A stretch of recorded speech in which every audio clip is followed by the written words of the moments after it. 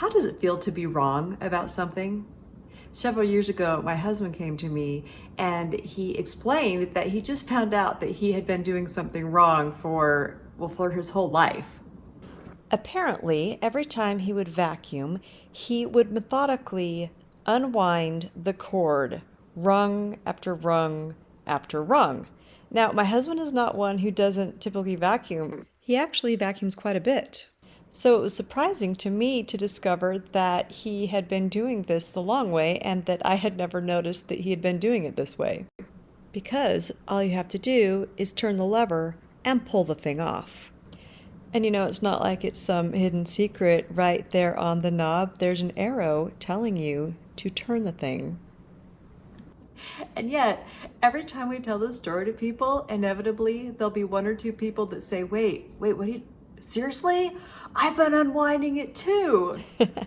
And so when I asked my husband where he learned this new and exciting truth, he said that he came across it on a subreddit by the name of Today I Learned, which I think is pretty sweet, that there are enough people who are excited to share new things that they've learned that there's an entire subreddit dedicated to it. And in fact, there are millions of people that are a part of this community. We are wrong about a lot of things for a lot of different reasons, but I think one of the scary things is that we don't tend to know when we're wrong. And one of the reasons for that is that we have blind spots. Now, we know that we have optical blind spots, that there are areas that our eyes can't see, but the cleverest trick of our brains is to make us think that we don't have any psychological blind spots, even though we all totally do. An example that I've seen many times in my role as an educator and as a student of life is that when we learn new things, suddenly these previous blind spots, it's like they appear out of nowhere, because since they're blind spots, we don't even know that we're missing them. So for example, think about a movie maybe, or a song that you listened to as a young kid, and maybe this is a song or a movie that you really liked. Maybe you thought you knew what was going on, and then later as an adult, you re-listen to the song, or maybe it's a novel, you reread the book, or you rewatch the movie, and suddenly you see things that you didn't see as a kid. But had you asked yourself as a kid, do you understand what's going on? You would have said, yes, of course. What do you mean? Because you have these blind spots. But once you learn about something new, and then it appears in that movie, then when you watch the movie, you're like, oh, I didn't even know that was there before, but now I see it. Here is a very specific example that I've tried with my humanities students, that when I teach about Jackson Pollock, I'll ask the whole class, so how many of you know who Jackson Pollock is or familiar with Jackson Pollock?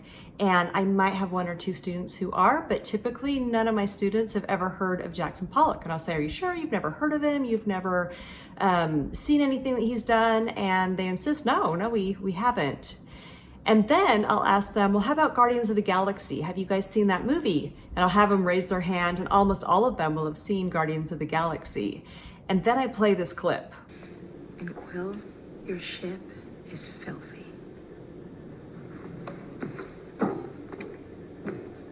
Oh, she has no idea. If I had a black light, the place would look like a Jackson Pollock painting. You got issues, Quill. So clearly, they have heard the name Jackson Pollock before if they've seen Guardians of the Galaxy, but because they didn't know who Jackson Pollock was, it just skipped right over them. It went into their blind spot, and they didn't even know they were missing anything. And so until they learned who Jackson Pollock was, that blind spot wasn't triggered, and they didn't even know that it was there. And I like to bring in practical examples. And one of those is in dating, that when you first meet someone and you think this person's super hot, or you're really interested in this person, you're gonna have blind spots, and you are gonna miss anything that's negative or anything that you don't like, and all you're gonna see are all of the good things, which you might even make up, but your blind spots are going to stop you from seeing the real picture. Here's one of my favorite examples. This is Elaine Venice, who is telling Jerry Seinfeld about this new guy that she met. Let's watch it. I'm in love. This is it, Jerry. This is it. He is such an incredible person. He's real. He's honest. He's unpretentious. Oh, I'm really lucky. Did you tell him I was sorry I didn't offer him the drink. No, I forgot. The best part is he doesn't play games. You know, there are no games. No games? What is the point of dating without games? How do you know if you're winning or losing? Well, all I know is he doesn't like games and he doesn't play games. You know, he has too much character and integrity. Uh-huh. And what is his stand on abortion?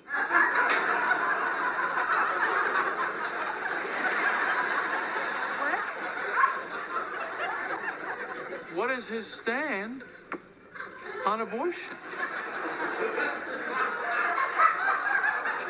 Well, I'm sure he's pro-choice How do you know? because well, he's just so good looking. Well, you should probably ask. So later it turns out that he is actually not pro-choice, and that's really disturbing to Elaine. And this kind of goes to our blind spots later, that as important as it is to try to open up our eyes at the beginning of a relationship, sometimes this is an equal problem later as you start to not like a person so well and there are problems in the relationship, and because of our own self-justification in not wanting to accept any faults, we start to have blind spots to all the good things about a person. And sometimes marriages end, or good relationships end, because we start to only see the negative. And so it's always important to try to look for those blind spots. And by the way, this is a problem in business too, where you just see your good ideas and fail to see the blind spots of why the idea might not be so great. Here's an example of a study done by Jeffrey Cohen of Stanford University, and he conducted a series of studies that suggested that rather than choose a political party based on a person's beliefs, people actually tend to decide their policy based on their party. So the party comes first. They pick the party and then they decide what to believe. In one of the studies, self-identified liberal and conservative college students were presented with one of two versions of a welfare policy. One version provided generous benefits, whereas the other version provided stringent benefits. When they presented the policy to the students, half of the participants were told that the Democrats supported the policy, and the other half were told that the Republicans supported it. Now, for both liberal and conservative participants, the effect of the reference group, like thinking that they knew who provided the information, overrode the policy content. So if their party endorsed it, liberals supported even a harsh welfare program and conservatives supported even a lavish one. The results show that people base their decisions more on what they feel their party favors than on the actual details of the policy. Once a policy was defined as liberal or conservative, the actual content proved meaningless. And yet, the participants denied having been influenced by the stated position of Democrat and Republican. Instead, they claimed that their beliefs stemmed from an impartial assessment of relevant facts. In other words, they had blind spots about how strongly their self-identified group influenced their attitude. So this is a problem with blind spots. They're blind spots, meaning we don't even see them. We don't even know what we're missing. My husband found this picture of the vacuum cleaner that he grew up with, and he pointed out to me, hey, look, this actually kind of vindicates me a little bit, because you can see on this model, we really did have to unwind the cord before we could use the vacuum cleaner. But I kind of feel like this proves my point, that because he thought he knew how to use a vacuum cleaner, because that's what he used growing up, and not, of course, that it's a big deal if you do the vacuum cleaner wrong, but because he thought he knew how to do it, he didn't know to even ask. He didn't know that he had anything to learn, or that he was even missing anything. And I think this is what we do with even bigger principles, is once we have an idea, once we think we know something, we don't even know what we're missing because they're blind spots. And so we don't even know what to ask. We just assume that we're seeing clearly and that we're right. I'm going to end by showing you part of a talk from one of my favorite speakers. Actually, her name is Catherine Schultz, and she did a TED Talk on being wrong. And she calls it error blindness, but you'll see that she kind of talks about this idea of blindness, and she gives some good suggestions about how to overcome them. So what I want to talk about today is this gap between our abstract understanding that, of course, we get stuff wrong, and then, on the other hand, our real ineptitude with dealing with our mistakes. Now, given that we understand that collectively, as a species, we get things wrong, and given that we're actually extremely good, arguably too good, at recognizing the mistakes or the putative mistakes of other people, you might think that the problem here is that we fail to look inward. You know, that we don't stop and scrutinize our own soul for the possibility that we're making a mistake. I want to suggest today that actually that's exactly backward. That the problem is we do search our souls to figure out if we've made a mistake. In fact, that's one of the only ways we try to figure out if we've made a mistake. And it's gonna fail us every single time. Trusting too much in the feeling of being on the correct side can be really dangerous. This internal feeling of being right, no matter how convincing it is not a foolproof guide to what's happening in the external world. And this is why I told you I want to talk today about this habit of ours of looking inward to figure out if we're wrong, right? We see the first problem. The first problem is we can't trust completely this internal feeling of rightness. But I also want to talk about the feeling of wrongness. So let me ask you guys something. Just think to yourselves for a moment. What does it feel like to be wrong?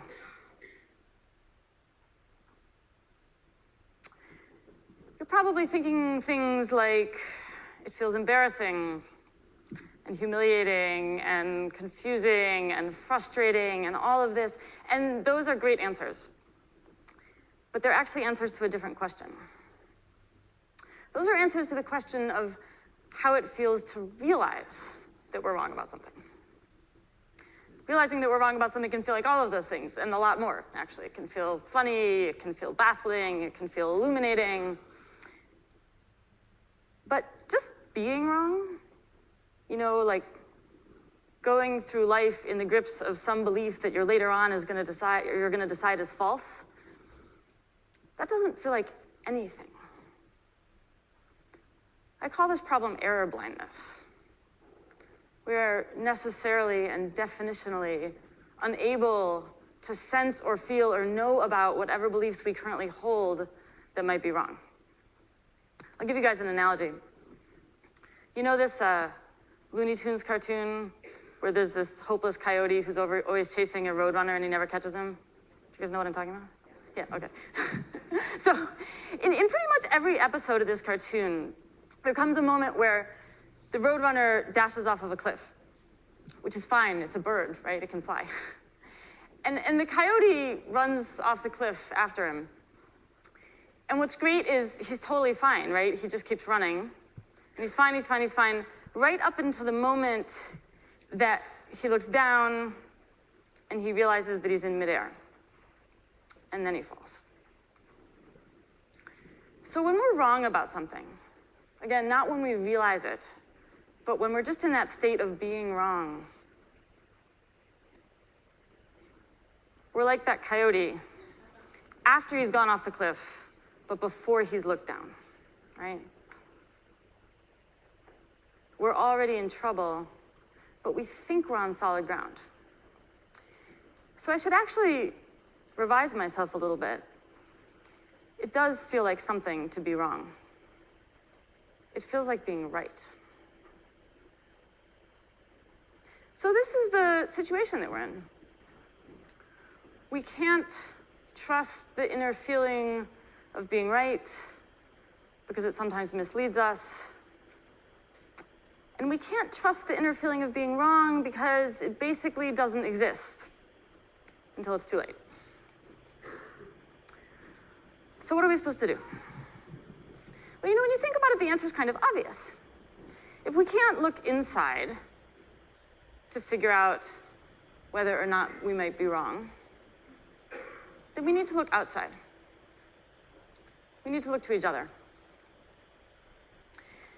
People who think about error prevention in high-risk domains already know this, right?